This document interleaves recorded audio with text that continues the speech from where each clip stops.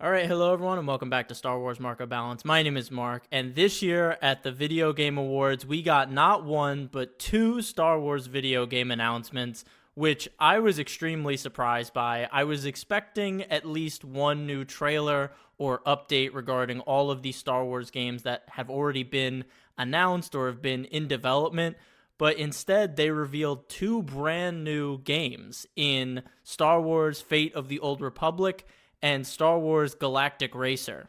I have some thoughts on both of these announcements. Overall, I am really excited to see Star Wars video games seemingly ramping up since EA's exclusivity deal has ended. But as always with everything in Star Wars nowadays, there is a bit of apprehension with every announcement, and the track record that we've seen with Star Wars video games is for every one that gets made, another one gets canceled.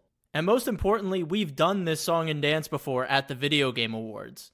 Star Wars Eclipse was revealed 4 years ago with an amazing cinematic trailer promising a sweeping galactic adventure set in the High Republic era. Since then, we have heard no updates about this game other than it's still in development. We later came to find out that that trailer was the only thing completed for the game at that point, and it was really used as a marketing tool and to attract employee talent. The story hadn't been mapped out, the gameplay hadn't been mapped out, nothing was completed but the trailer. Similarly, 4 years ago at the PlayStation Showcase, Knights of the Old Republic remake was announced with a short trailer featuring Revan. And since then, again, we have heard nothing, but it's in development. So it's really hard to get excited for Star Wars video game announcements when the only thing the studio has is a cinematic trailer and no release window in sight. Despite all of that, and at risk of being duped once again, I can't help but be excited at the prospect of a future where Star Wars gaming is thriving and we have a variety of different, huge titles being released every year. So if you're with me on the delusional optimist train, let's jump into these trailers and announcements. So let's of course start with the biggest announcement of the night, the trailer that got the biggest crowd reaction, the most hype, and was the trailer that they opened the show with. And that is Star Wars Fate of the Old Republic. Cinematic trailers set in the Old Republic time period always hit. The legendary cinematic trailers for the MMORPG Star Wars The Old Republic that came out 15 years ago at this point, which is crazy to say, still are amazing to revisit to this day. And this Fate of the Old Republic trailer continues that tradition. It's gorgeous to look at, and I think it does an excellent job of establishing the tone of the narrative and the time period that we are exploring in this game, which has already been revealed to be the end of the Old Republic era. It does this through its very mysterious and striking visuals, but also with its amazing score that is very reminiscent of the Revenge of the Sith score by John Williams.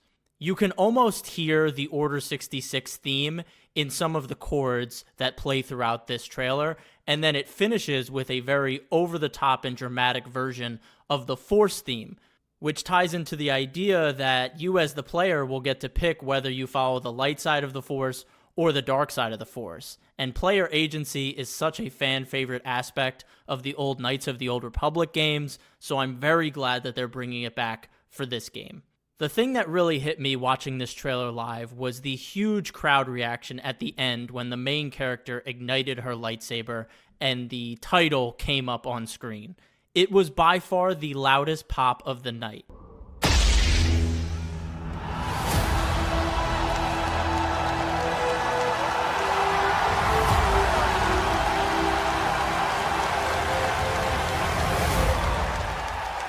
Even with Star Wars at its lowest point culturally across its movies, TV shows, and video games, this reaction shows that people are clamoring for great Star Wars.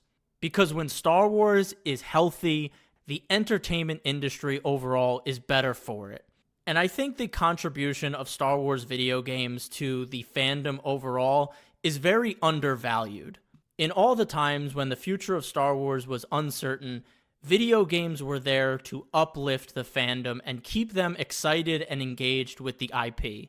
And lately, Star Wars video games have been a mixed bag. So while the movies and TV shows have overall let us down a lot recently, video games haven't been there to pick up the slack, unfortunately.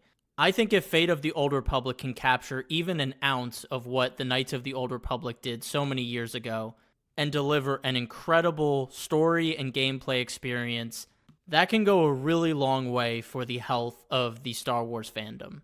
We don't have too many details on this game yet, but we do know that it is a spiritual successor to the Knights of the Old Republic series. It's not going to directly continue that story, but it will draw from the core elements that made those games special.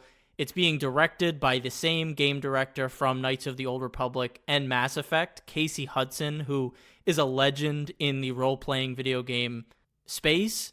If you haven't played Mass Effect, I highly recommend it. It is an incredible trilogy of story-driven video games. It's sacrilegious to say, but no, I have not played the original Knights of the Old Republic game. I didn't grow up playing it, so when I tried to revisit it a couple years ago, the gameplay was just really outdated for me. I could not get into it. I might try again because I don't have faith that a remake will ever come out. Please don't attack me in the comment section for saying that. But having Casey attached as the game director inspires a lot of confidence, and they even showed him in the crowd after they revealed the trailer, which is, I think, the Video Game Awards saying, hey, we know we messed up with Eclipse, but look, the game director is here, this is a real game, and it is moving forward. Having said that, there has been a lot of controversy lately because this game is being developed by a studio that was created this year in 2025. Archinaut Studios is brand new. And if you are at all familiar with the video game development cycle nowadays for huge AAA games, it is a long time. And the fact that this studio has only just begun their work on the game means that we won't be seeing it for several years. According to one industry insider, they said that this game wouldn't come out till 2030. This went viral. Every outlet and content creator picked this story up. Casey, the director, came out and squashed it by saying, this game will come out before 2030. I'm not getting any younger. So while I do appreciate his transparency in getting out in front of this, I don't see this game releasing until 2028, the earliest. That might even be optimistic. So while I'm not advocating for them to rush to get this game out, it is extremely frustrating because we've done this so many times before.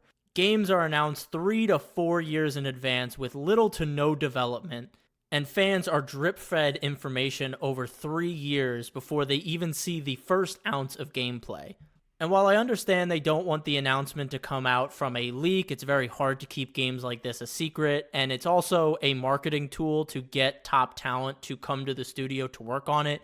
It's an extremely unpopular practice that video game fans have become more and more resistant to over the years, especially as AAA games have taken longer and longer to develop.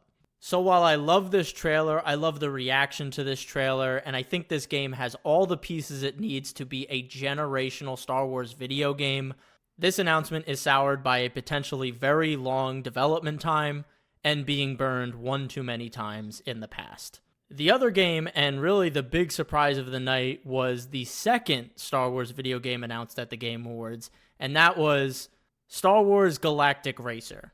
If Star Wars Galactic Racer and Star Wars Zero Company aren't delayed, 2026 will be the first year since 2011 that we will have 2 major Star Wars video game releases in the same year. Something that used to be a commonplace. Take 2005, for example. We got Star Wars Republic Commando, the Revenge of the Sith video game, Battlefront 2, and the first LEGO Star Wars game. And we have sorely missed that variety in the Star Wars video game space. So the prospect of getting a racing game and a turn-based strategy game in the same year is so exciting. Galactic Racer is a pod racing game that I'm sure many fans have been waiting for. It's being developed by Fuse, who has previously worked on top-tier racing game franchises like Need for Speed and Burnout. The team has also previously worked on the Starfighter mode in Star Wars Battlefront 2, so they're not new to the Star Wars franchise, which makes me really excited because Starfighter mode was one of my favorite aspects of Battlefront, from the visuals to the feeling of flying the ships and the sound design. All of it came together for such an exciting and adrenaline-pumping experience. I'm really excited to see what they're going to do in a racing game format. The game is going to have a run-based single-player mode as well as a multiplayer mode. When I hear run-based, that makes me think that this is going to be a roguelite, which is so exciting because I have fallen in love with this genre. Hades 1 is one of my favorite games of all time. I haven't been able to play Hades 2 yet because it's a PC and Switch 2 exclusive. I loved Balatro, and I think this concept could really work in a racing game. If you are unfamiliar with roguelites, essentially you have one run to beat the game. And if you fail, you restart and you lose all of your progress. Now, I know that sounds harsh, but every run you are getting better. Whether you're getting permanent unlocks from doing well in a run, or you're just generally getting more skilled at the game. You're learning how other racers behave, you're learning the tracks. I think this is a genius way to do a campaign for a racing game because it'll introduce so much gameplay variety and replayability. Each run will feel so distinct because you could test out new vehicles, learn your play style. You might face off against different opponents on different planets in new runs. And they mentioned that there's an element of sabotage. So one racer might be giving you trouble in a certain run. So in the next run, you'll think to sabotage them so you can beat them. And you can strategize each one. Additionally, every run you might get offered different upgrades or make decisions on which modifications you want to make to your vehicle. That gameplay loop sounds so exciting, and when you finally do get that perfect run and you beat your rival, it's going to feel so much sweeter than if it was just a straightforward 8-mission campaign on the same 8 planets.